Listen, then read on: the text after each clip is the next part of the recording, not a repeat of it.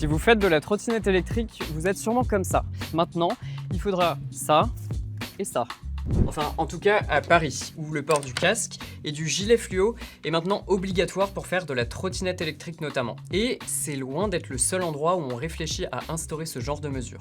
Mais du coup, pourquoi durcit-on les règles pour les trottinettes électriques ? Moi c'est Romain, et dans ce format, pourquoi ? On se pose pas mal de questions que vous vous posez peut-être aussi ou pas. En tout cas, le but c'est de donner du contexte. Aujourd'hui, on va donc parler de la trotte. On l'a dit, à Paris, le casque et le gilet sont donc obligatoires. Et ça depuis le 7 août, avec l'entrée en vigueur d'un nouvel arrêté préfectoral. Donc aujourd'hui, on fait de la prévention. Et à partir de demain, par exemple, ce sera des verbalisations. Très bien. Donc je vous invite à prendre un casque, un gilet jaune. C'est pour votre sécurité. D'ailleurs, ces règles s'appliquent aussi aux gyropodes, aux monoroues, aux overboards. La logique derrière, évidemment, la sécurité. C'est pas nouveau, mais ce genre de vidéos des accidents de trottinettes électriques, on en voit pas mal sur les réseaux sociaux notamment. Et Paris n'est pas la seule à durcir ces règles. En Irlande, le port obligatoire du casque et du gilet a aussi été mis en place. Et l'âge minimum pour utiliser les trottinettes électriques a été relevé de 16 à 18 ans. Pour faire respecter ces règles, des amendes sont prévues en cas d'infraction. La Belgique compte, elle, interdire les trottinettes électriques en libre service dans la capitale, Bruxelles, et ce, dès le 1er septembre. Ok, mais c'est quoi le constat ? Y a-t-il de plus en plus d'accidents ? C'est un fait, il y a de plus en plus de blessés et de morts de la trottinette électrique. En Allemagne, par exemple, la police a recensé plus de 16 000 accidents de trottinettes électriques l'an dernier, soit 38% de plus qu'en 2024. La moitié se sont produits dans les grandes villes. Les conséquences sont parfois dramatiques. 38 morts l'an dernier, c'est 11 de plus qu'en 2024.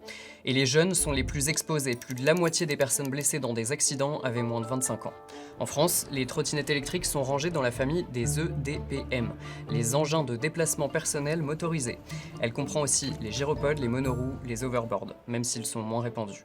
En 2025, la sécurité routière a recensé 79 décès causés par les EDPM, soit 76% de plus qu'en 2024. Comparé aux autres modes de déplacement, les EDPM représentent 15% des blessés avec séquelles. Il y a donc plus d'accidents, en tout cas en France et en Allemagne. Mais quelles sont les raisons de cette augmentation ? Déjà, il y a de plus en plus de trottinettes en circulation, donc potentiellement plus d'accidents. En Allemagne, en 2022, il y avait par exemple 764 000 trottinettes assurées. 2 ans plus tard, c'était quasi le double, et l'an dernier, on en était à plus d'1 600 000. Et c'est la même tendance en France. On estime qu'il y a 3 millions de personnes qui en utilisent au quotidien, et 600 000 trottinettes sont achetées chaque année. Bon, 1, il y a donc plus de trottinettes, et 2, elles ne sont pas très safe. En tout cas, quand on allie petites roues, routes parfois glissantes ou avec des nids de poules, on peut vite se retrouver par terre. 3, si on prend en compte la vitesse, sachant que certaines trottes sont parfois débridées, ça rend tout ça encore plus dangereux. Et puis, 4e raison, le manque de protection. Le casque reste moins généralisé que pour le vélo par exemple. Selon les associations de prévention routière, faudrait généraliser le port du casque et pas n'importe quelle sorte selon elles.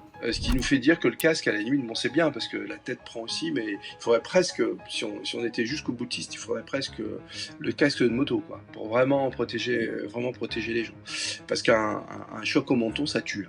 Plus de protection, c'est le message porté par les assos, mais aussi par les médecins. Parce que, comme ici dans le nord de la France, les accidents graves et les pathologies spécifiques aux accidents de trottinette se multiplient. Ce sera plutôt des fractures au niveau du visage, de la face, avec toutes les conséquences au niveau de la mâchoire, au niveau du nez. L'idée, c'est donc de renforcer la prévention pour éviter que ce genre de cas se multiplie. Une étude britannique publiée dans la revue Scientific Reports a analysé des données d'accidents entre 2020 et 2024. Résultat, s'ils ont moins d'accidents que les cyclistes, les usagers de trottinettes électriques ont proportionnellement quasi 2 fois plus de traumatismes crâniens.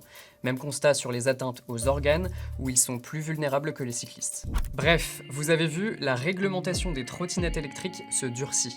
En tout cas en France, en Belgique, en Irlande. Ça parce que les usagers sont de plus en plus nombreux, et les risques d'accident également. Pour le moment, il n'y a pas d'harmonisation des règles au niveau européen, mais ça pourrait venir. Bon, et vous, qu'est-ce que vous pensez de tout ça ? Dites-le nous en commentaire. A plus.